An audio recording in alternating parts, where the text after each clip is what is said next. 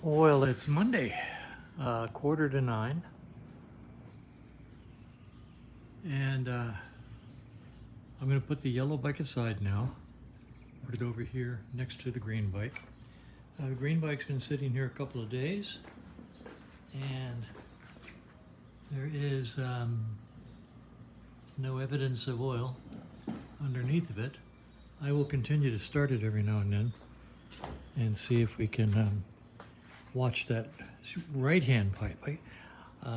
Anyway, we're going to put the Triumph up on the lift, start it, run it for a while, we being me, and let it run for a while with a fan on it, and then let it sit and see if I can locate any possible oil leaks. Examine it real good, clean it off real good, and over the next couple, 3 days, just look for places oil might be leaking. Right now, I don't see a whole lot. Let's see. That might be a drip right there. So, but that's nothing to the photos that the owner sent me. So there's a leak. Just got to figure out what the conditions are that cause it, so we can attack it. Interesting, on this bike, the right side is smoking, not the left. I tend to mix those up because I tend to work on the left side of the bike and in the front of the bike. And when I'm facing the bike, the right side is the left side. I don't know why, it's a mental thing. But anyway, the right hand side is smoking upon startup. We will start it a few more times, get a few more miles on it. Not going to tear it down or anything silly like that until it's got a lot more miles on it, giving the internals the opportunity to settle in. They do that. I mean, my little 500 took forever to finally settle in. And I've got clients who are followers on YouTube who say they've had the same situation, and it just needs miles. And on the other hand, if it doesn't go away, if it gets worse, we'll take it apart. Got to do what you got to do. So anyway, that's where we are. I'm going to take the yellow bike down, put the, let's call this the blue Triumph, and get it up on the left. We're doing the human zoom backwards now. All right, here we go. All right, I've got the blue Triumph. We're going to call it Blue Triumph. On the lift, I'm going to start it. It's going to be a cold start because it's been in my shop probably a couple of weeks, and I don't know how long it sat at the client's house before he brought it over, so I don't know how long it's been sitting, but so this is a very cold start. But I'm not even going to try to start it until I clean the pilot jet. This is a TR7, so or TR6, don't know which. It's easy, it's just one carb. The T120s are just as easy with two carbs because the pilot jet adjuster screw is exposed on the sides of the carbs. So we're going to go over here and we're going to clean the pilot jet on this, and I'm going to show you how I do it. And then we'll start it, okay? So walking this way, over here on the bench, I have my little carburetor cleaning kit up here where I keep stuff. I keep this in it. Frankly, when I'm adjusting carburetors, I really prefer to use this really long, thin screwdriver because I like working far away from the work and rather than leaning in and under things. But anyway, we're going to use this today, okay? I have here a cleaning tool for carburetor jets, and it's literally a brass tube with a small drill bit pressed into it.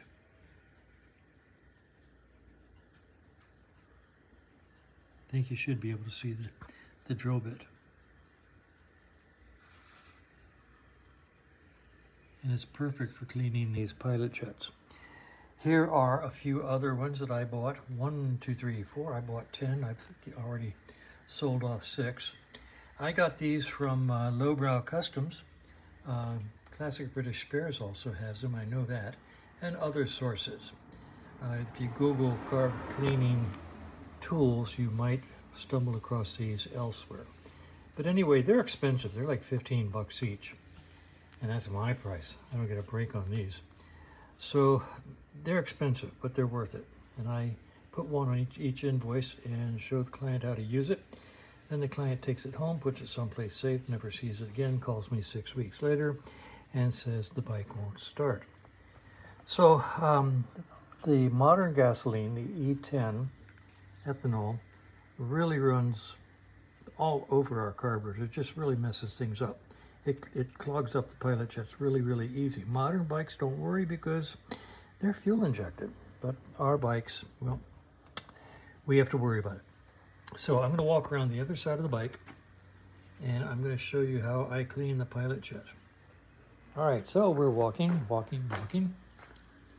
And over here, I'll lay that there. You walk up to the pilot air adjuster screw and you say, "Hello, Mr. Air Adjuster Screw." And you put your screwdriver into it and you turn it in, not out, in. And count the turns. That's 1/2.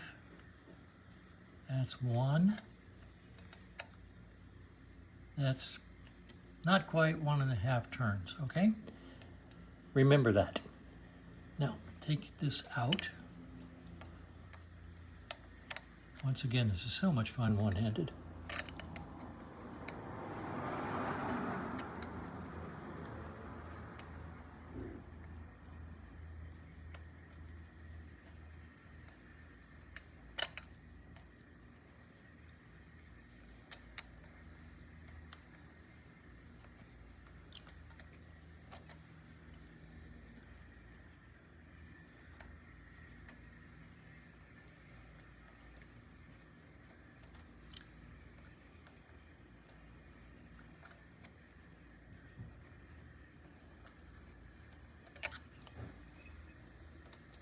Okay, take that out. Let's take a look at it. A little dirty, but nothing to worry about. Set it up here. And we take our fancy dancy needle cleaning tool, jet cleaning tool, needle, jet cleaning needle. Stick it in here and feel around way inside until you feel it go through the tiny little pilot jet that's in there. You'll feel it when it goes through.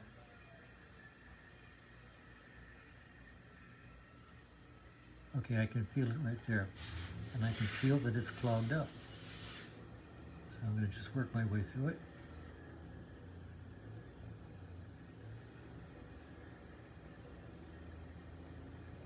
And there, it broke through.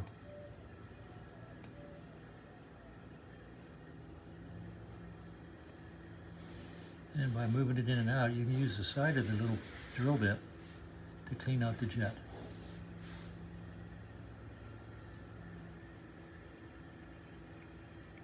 When we get finished, you'll feel the inside is nice and smooth where it was crusty.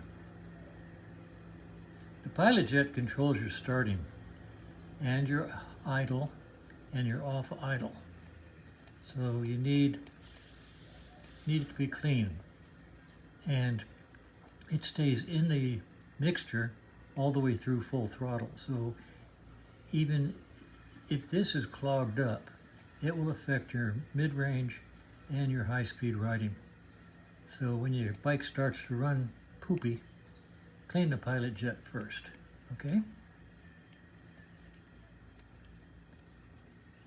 Now this works for the older Amels. It also works for Premier, because the pilot jet is still in there even with the Premier. Right there.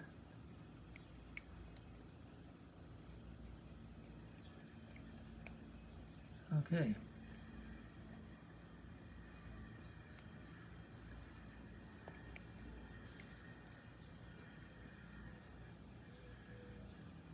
Well, I mean, it was really clogged up.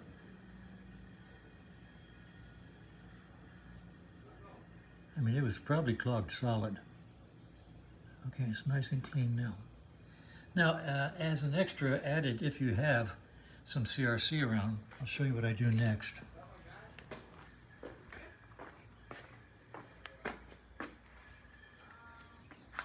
I take some CRC carb cleaner, the 49 state version, not the 50 state.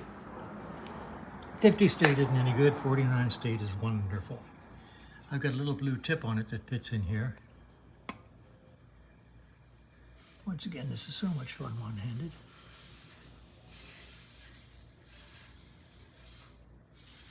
And I'll give it a quick shot.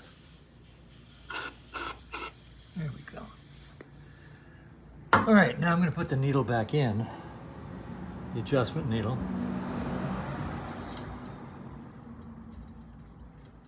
And as I recall, it was not quite 1.5 turns out. So we go all the way in. One-handed.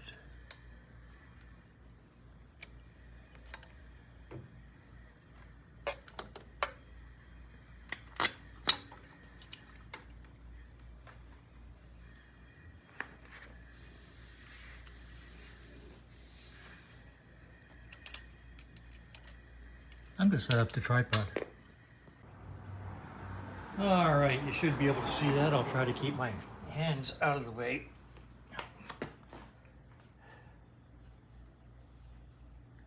This is still nice and smooth. That's just dirt on there, or a mark. If they get grungy, replace them. If they get worn.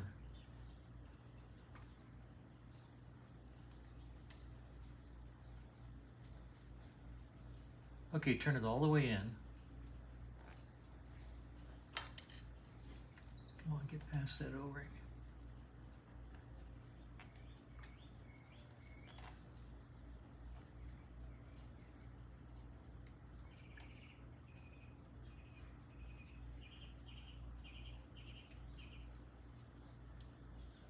All right, so it's all the way in. 1/2, 1/2, and not quite another half. That's about where we found it, I think.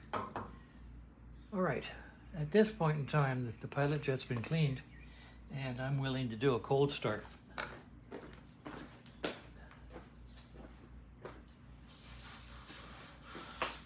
So, we'll see how it goes. Let's just set this guy over here.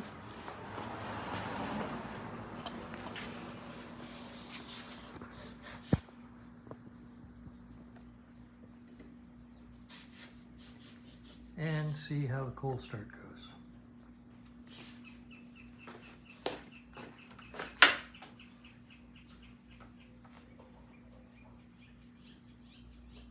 Okay, this is a premier carburetor. Ooh, good tickle. And where is the key on this bike? Oh, it's put back here. All right, let's see what happens.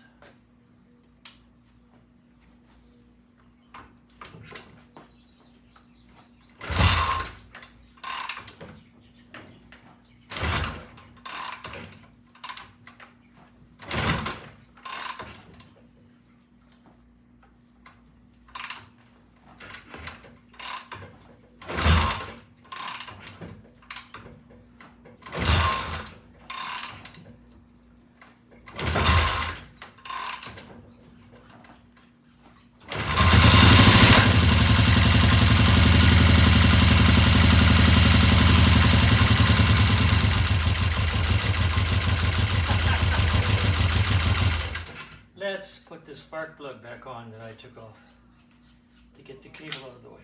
There. Probably start easier now. It was a nice one-cylinder bike for a minute there.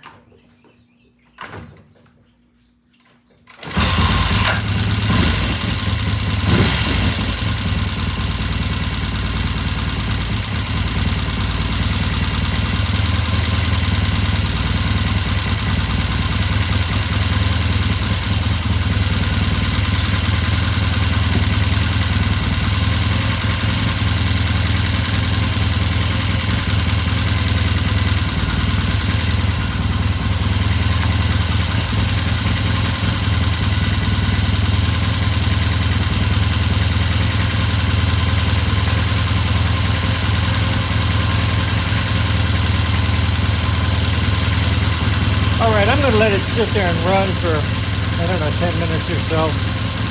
Then I'll show you how to adjust the air mixture, the pilot air mixture. And then we'll basically start looking for oil leaks. So I'm going to let it sit here for a while.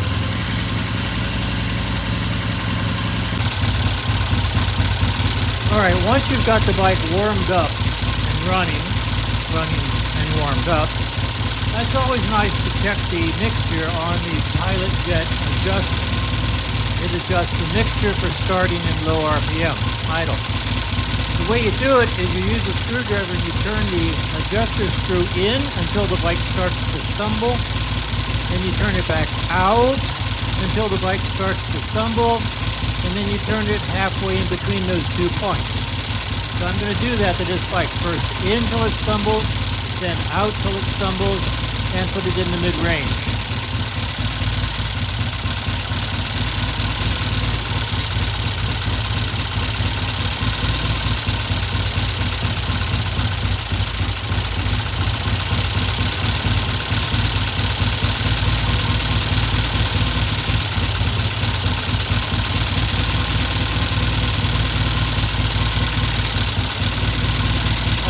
Mid-range. Now I'm going to turn the idle down a little bit because by adjusting it, we got a little faster idle.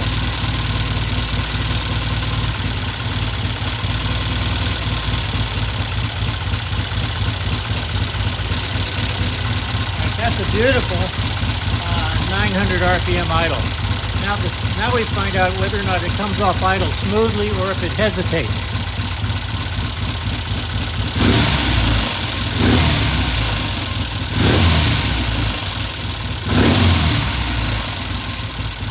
Off really smoothly. If there's any hesitation coming off of idle, readjust the pilot air adjuster until you get a nice smooth off idle.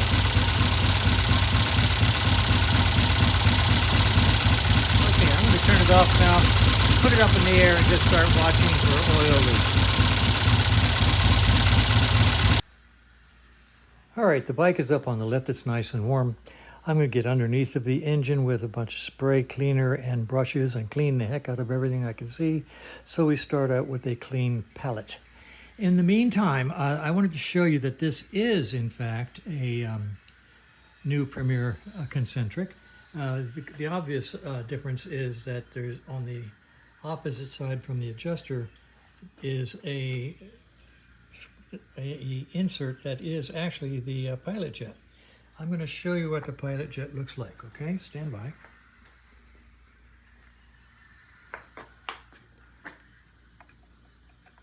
It's not adjustable. The adjustment's done on the other side, okay? Let's see if this will fit in there. Good. I get a smaller one. All right.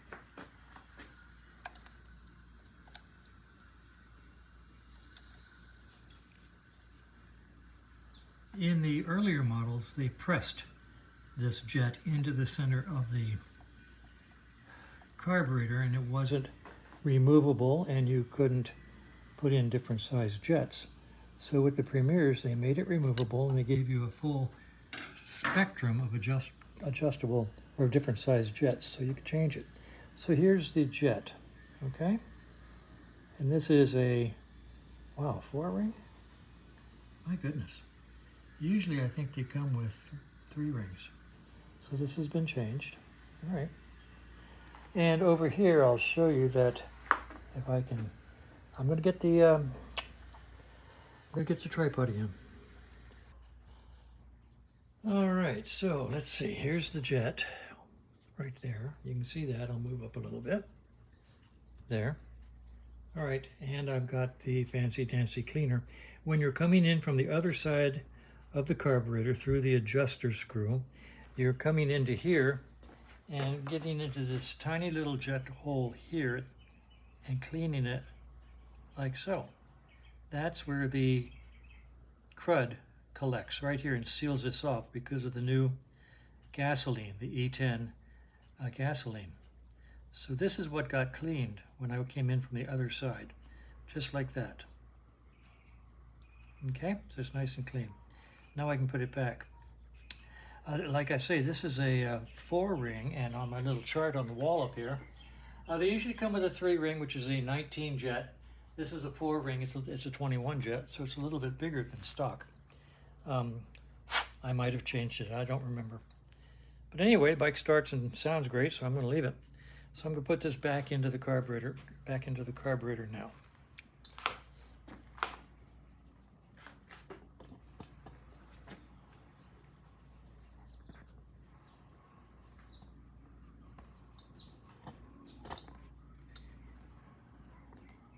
Now once again, this is not an adjustment. It just goes in solidly.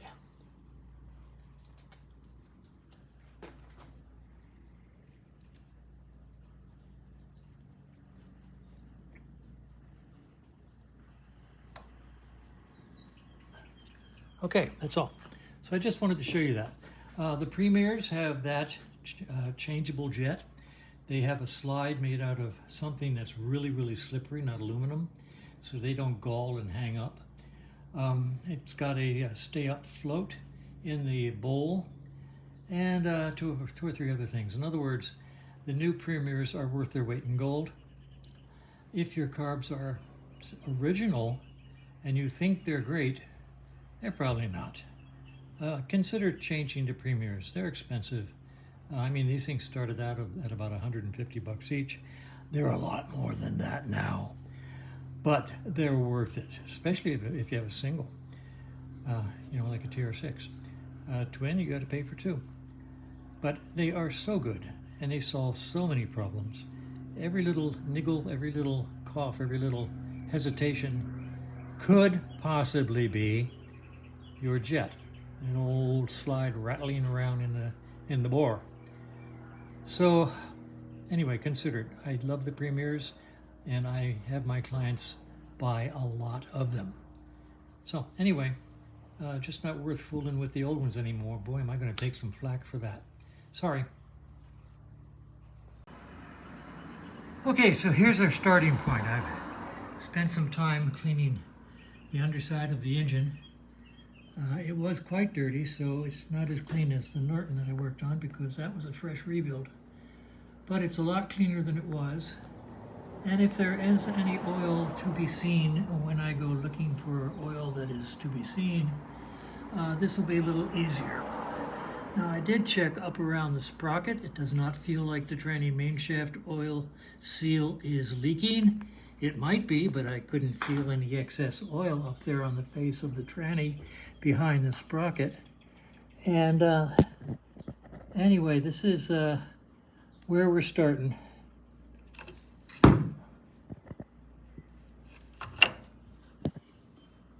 So that's what the underside of a oil and frame Triumph looks like. And it looks pretty clean now, and I will keep looking over the next few days, trying to isolate whatever leaks I can find. Oil lines look good. Nothing up here on the engine. I mean, the engine is dry as a bone. It really looks good. Starts and runs great. Go around here and take an eyeball at this side. None of the traditional leak points, you know, the rocker covers. Sometimes this timing plug will leak. Sometimes you'll have leaks around here, but these are usually sealed with a really nice washer with an O-ring built into it. The pushrod tubes are notorious for leaking, but these are tight as a drum. So whoever put the engine together did a good job.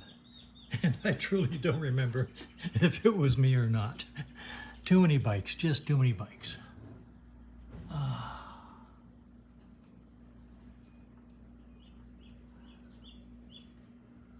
Just don't know what to do looking up in here.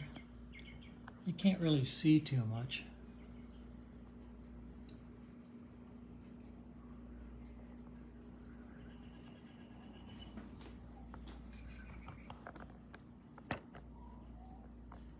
I can't even see the viewfinder, frankly, so I don't know what I'm showing you.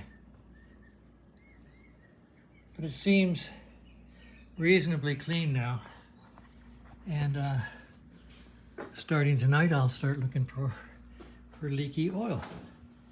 And then after that, if I don't see any, I'll put it back in the side stand and start it run it. And I don't know, primer is tight as a drum, really clean. So that's where we are. The process has started.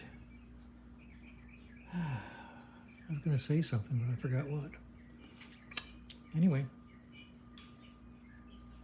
process has started.